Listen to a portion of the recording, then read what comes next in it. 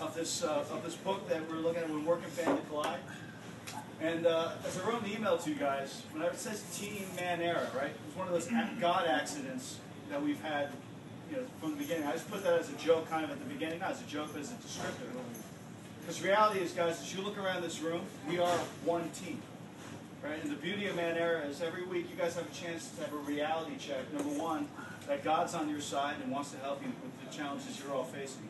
Number two, that we're in this together, right? And as we count off, that you get a new group each week and you can look each other in the face and say, I don't have it together. It's easier to say, you don't have it together. And we're in this together, right? And specifically with this challenge, guys, and as one team, some of you in this room have gone through life and some of you have gotten this right. You've been able to balance work and family. You've chosen to cheat work at the right places so that you can then give that affection and attention to your wife and children that they need. Others of you have gone through life and you've already blown it. You've just made mistakes. Others of us, or some of us, are just getting started on this, maybe with young kids and trying to figure this out. We all bring these experiences to the table. And so if you've succeeded, you have a blessing for the group. If you've messed up, hey, God's grace is there for you too. And you can share from those mistakes and encourage other guys. Say, hey, here's where I made the mistakes. You don't have to make them as well. And if you're on the other side, soak it all in, right? Some of the best insights have come from those who aren't even married, right? And they're bringing insights to this book as God's showing us some things. So we have a lot to bring to the table. So I applaud you guys for getting out of bed this morning, for not loving your pillow more than Manera, for not hitting the snooze alarm 5 times and thinking, you know what, I'll come next week.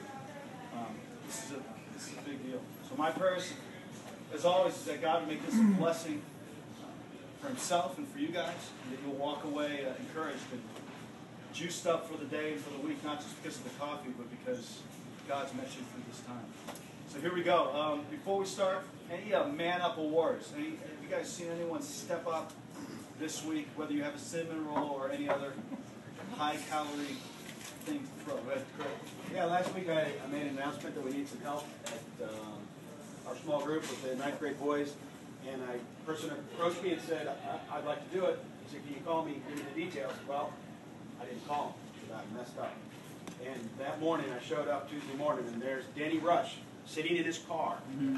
Apparently he didn't know what time we started, so he'd been there for a while. You woke up and he looked, but I wasn't late. He looked like he'd been there a while. Danny, thank you so much. It was awesome.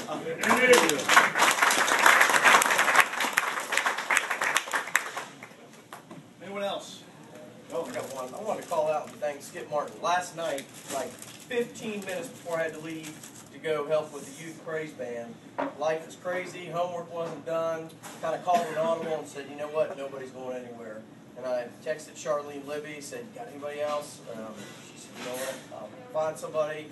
And she sent back and said, you know what, Skip stepped up, so I appreciate it. Thank you. There we go. Yeah.